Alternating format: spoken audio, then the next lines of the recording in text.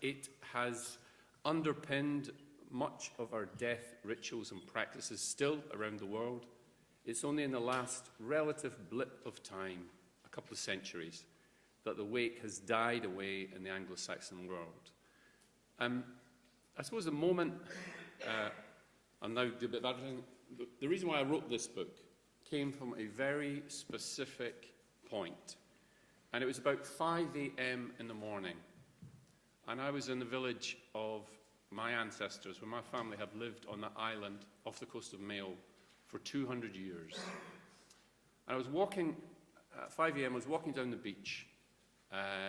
And then my 9-year-old nephew, Sean, ran after me and he said, "Come back, Kevin, he's going, come quick." And I went into a room, back in the house, our family house. It was a very small room, no bigger than a prison cell. And on the bed, in a real jumble of bones, was my father, Sonny. And at the bottom of the bed, there were about 13 people, some of whom I knew, some of whom I was related in blood to, and some perfect strangers who I had never spoken to in my life. And we were standing there, and he was Cheney Stokes, very close to death.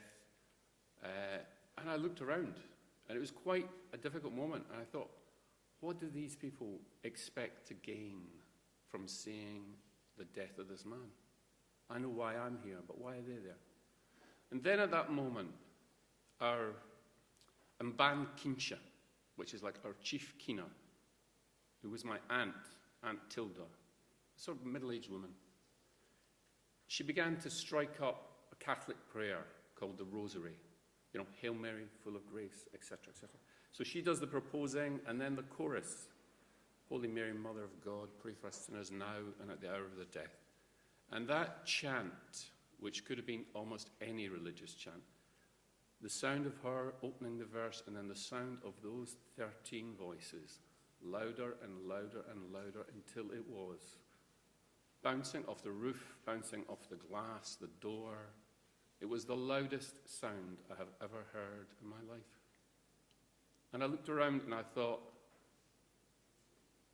it was both the burden and revelation that realizing that what this death was not like an Anglo-Saxon death, that this was a rite within an Irish clan, that what we was seeing here was something so old and so another way of dealing with death.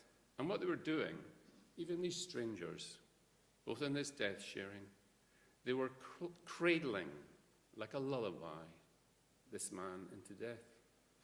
That the last sound that he heard would be the sound of these familiar prayers. But also it works both ways. Because my father, Sonny, although he was a very ordinary man, and the world never paid very much attention to him, and he knew that the world never would pay much attention, he himself had an advantage over most of us, because Sonny knew how to die.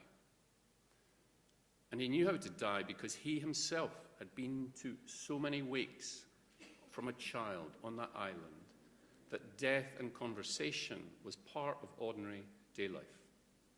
I'll give you one example of how that exists today. If we were in Mayo and it was 8 o'clock, 9 o'clock, or 5 o'clock, we could tune in to the local Midwest radio station and listen to the deaths. The names of the daily departed are read out 3 times a day. They say like the death has occurred of Teresa Coban of Ballynaclocher, and she'll either be reposing in her residence for the full wake, or she'll be appearing at a funeral home. If the same event, if the calling out of the daily dead took place in London, then even Nigel Farage on his LBC show would have to read out 230 names. 230 names 3 times a day. 85,000 people die in London each year, but we never hear that. We don't hear that in a social conversation. When people in Mayo hear that their neighbour has died, then they still go in great numbers to be with the bereaved, to wake through the night with the person who's died, to share that period of time. On the island, there are no professional gravediggers, and there are no professional pallbearers. So you have a perpetual quorum of men from the village who take upon themselves, for no money whatsoever, the right and honour of digging the grave for the deceased. And then it was also unheard of to have a pallbearer. So what people do is just amongst the community. And it's like an old Irish tribal blessing that you will be carried to the grave by the males of your own line. And that's one of these simple things of how we can take back death. I mean, it's perfectly possible to ask members of the golf club to come and, carry your Auntie Marge to the grave. In fact, one of these things in the conversation that we often have about death is we always see death as sort of monotone, that it's always sad and tragic, as opposed to just being part of the human experience that has many positive things. So it has been one of the greatest honours of my life to be at my father's wake, to carry my father's coffin to the grave, and that shoveled ending where we actually then filled in the grave ourselves on the mountain. That all of these things are about a network of obligations between the living and the dead, which is what the wake was always about. When my father was first diagnosed with pancreatic cancer, he was 70, a very physically powerful man who didn't want to die. But, pancreatic cancer has virtually no survivors. And then Sonny, because of his experience, because he had seen people in his community, because they had shared their death. Now that's a bit of a challenge, to share your death. But because people had shared their death with him, he wasn't angry or embittered. He actually husbanded his energy for getting on with life, the life that he had the life that he had left. He didn't sort of waste his energy. And then something quite strange happened that could happen here, but it's unusual. People came to see him because he was dying. So the house is actually filled. It was like a wedding feast. There were parked cars queued up outside. And he talked about what he would be like in his coffin. And when he did die, he didn't die at that moment that I've described, he died the following night. His body was washed by his sister-in-law and by his daughter, much as the same way as that the Trojans had done. He was laid out in a coffin. We went coffin shopping a few hours after. It was perfectly normal. Ted, the local undertaker, has a funeral parlour, and upstairs he keeps his coffins along with the lawnmowers, and you can pick one out. And my sisters wanted to have the honour of carrying their father, which is quite unusual. So we actually tried out the different coffins. The oak at 700, that was too heavy. There was a mahogany one, which was heavier still. And we plumped really for the cheap £400 version because it was actually lighter. What you're talking about is the whole intersection of a community. And then that went through his wake, where we waked with him. It went through to the actual church and to the burial, where what we didn't do is we didn't call upon the authorities for help. We didn't need any help because he was home with us. And that is a kind of ancient way. That is how our ancestors and forebearers did that. One of my favourite passages is from the Iliad, is about Homer, and also the fact that both Homer and it's part of the Irish tradition, that it's still acceptable to grieve. It's still acceptable to have the raw keening women, that there's no shame in public sorrow, that's what you're allowed to do. So in the Iliad, there are two passages which are strange about male keening. And that's one when Hector kills the Greek lover of Achilles, Patroclus. And Achilles goes and gets Patroclus' body back, and he takes it to the Greek camp. And then they have a sort of ceremony where they ride round on their horses, grieving and keening. And Homer says that the breastplates of Achilles and his warriors were wet with tears. You know, that you're allowed as a warrior and as a man to keen and grieve. And then there's another passage where in his rage, in his revenge, Achilles goes off and he kills Hector. He kills the Trojan prince. And it's a terrible thing that he's done. It's a portent of the annihilation of the Trojans, that their military champion has been killed, and a portent of their doom, that they are all going to die. And in his rage, Achilles then starts desecrating Hector's body. He won't allow it to be properly buried. And for the gods and for Homer, that's like a crime against nature. You see that our obligations to the bodies of the dead reach beyond life. And so Zeus comes in, and he decides to arrange a truce.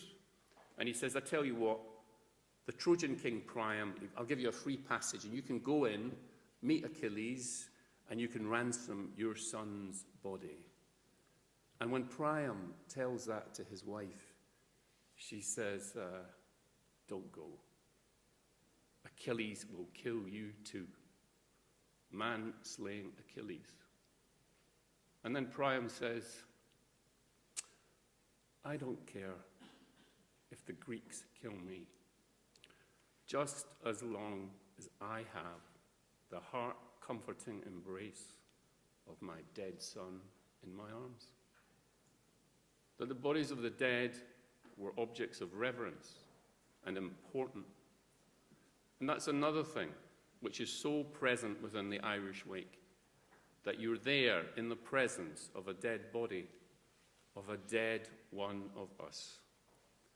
And I know from my own experience of seeing that, there is no other greater lesson in life than seeing a dead one of us. And however much magical thinking you might think, when you see a dead one of us, when you touch what you'd call that visceral ice cube in a rubber glove touch of the dead.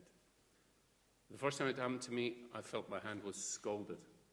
I couldn't believe that a human being could be so cold, that this thing could not possibly ever have been human, because we just get so used to it. Every human you've ever touched is warm until you touch a dead human. But that's part of this great part of who we are, that, you know, we sort of pass through into mortality, and we still have, as our ancestors, these obligations to the living and the dead. The wake, although it's in some parts of it in Ireland, it's not as practiced as much as it used to be, it's not a difficult thing to re-engineer and reclaim. The main thing, the most important thing about the wake is this kind of openness and facing up to the fact that someone you know is dying, or you are dying, rather than deny it. It can be the simplest of things that you can do, that you can phone up a dying uncle, yeah, and say something on the phone. You can go and see them. What was really interesting with my father's death is that so many people, sometimes even strangers, it's quite strange actually, came to see him because he was dying. They came to say goodbye. But how else? When else were they going to say goodbye? I mean, when he was dead. So there was that incredible sort of openness, and then just the support of that community, that the house was filled with people who were either washing the dishes, or our ancestors believed that you had to kind of wake these spirits. You had to protect them as they went into the afterlife. And so people came in the community and they sat up all night. 20 people sitting up on a hard seat. It's both a burden and an honor. And then attending. We give our living presence, at these events because we don't have any other tools. If you're rich or powerful or billionaire or whatever, you can't stop death. One of the sort of things that I do enjoy about wakes is they're often very happy events. You know, they're full of you. There's feasting. There's all the natural human hungers that we have. And, you know, so people come along and then they start talking about sheep prices or the stock market or who's going to get the money or the land and all that. And that's perfectly normal and natural. In fact, you know, I'll share one little experience that happened to me when I was 15 to prove there's a lot of laughter. When I was 15 on the island, I was at a dance, and in my arms was this very beautiful young woman called Sinead. And then the dance stopped. It was 2 a.m., and we had a 7-mile walk home in the rain. And then somebody came up to her and said, "Shall we go to the wake for the crack?" Which for the fun. And even though I had come from that community, I thought, oh, I don't know about that. But it was an older guy, he had a car, and we were ravenously hungry as teenagers. So we all piled in, all 9 of us, went to this wake, and it was an old man. We went into this very sort of poor house, turned right. There's this guy, he was Seamus, he was in his coffin, and he had his middle-aged daughters, Rose and Breda. The air was thick with cigarette smoke. It was absolutely sort of choking. And we soon gathered that he was what they said, sure, isn't it happy for him, brackets, and for us, that the old codger has actually shuffled off his mortal coil. And, you know, so and it was kind of humorous because his layer-outer had forgotten to cut the hair in his ears and in his nostrils, which hung down like these little walrusy tusks. And clearly this was not all filial obligation had been drained away over the course of this long man's demise. But anyway, when we were there, I was with this group of teenagers, and then we'd really gone there to mock the dead. I know this sounds really strange, but when the cigarettes came round on a plate, the guy who was leading us filched a couple of cigarettes for himself. And he then said he wanted some more tea. And he said, could I have another cup of tea because my throat's nearly as parched as Seamus is over there, right? It's very difficult thinking, whoa. And then we played a game called The Ring. And he took out a little button and he hid it amongst one of the players. And it was like a spin the bottle game in which we had to guess who had the button. And if you were a boy and you made a mistake, he hit your hand really hard here. So it bruised, it was really painful. And if you were a girl, you had to go outside with a boy. So it was a kind of sniggering, silly teenage game. But that too was amongst the oldest rights of humanity. Because although we were teenagers and hormonally charged, and I did indeed get off with that girl Sinead after a very bruised hand, we were also being taught something. None of the old men, none of the 2 daughters never said anything. But as teenagers, we were being taught that death too is here, that you might as well seize life, that this proceedings is old and older than the fall of Troy, that our, what they call on the island, our primacy, our almost like mockery of the dead, is part of the passage out. And although we were very self-centered and morally charged, that death, it was just another ordinary event. And what better teaching could you ever give a child that this too is part of life? Anyway, it's not all about Irish stories. I just want to say one last story, which I love from England. And I don't know anyone, because the English have a great attitude towards death too. I don't know if anyone can remember before mobile phones, you know, an old era. But I was once on a London bus, and it was late at night, and we were crossing over Waterloo Bridge, and we stopped just south, County Hall. Probably Ken Livingstone was still in charge. And the engine stopped, and the conductor got out, and we're sort of waiting. And it was so late at night that, you know, you had to get south to the Elephant and Castle, for an onward bus going south.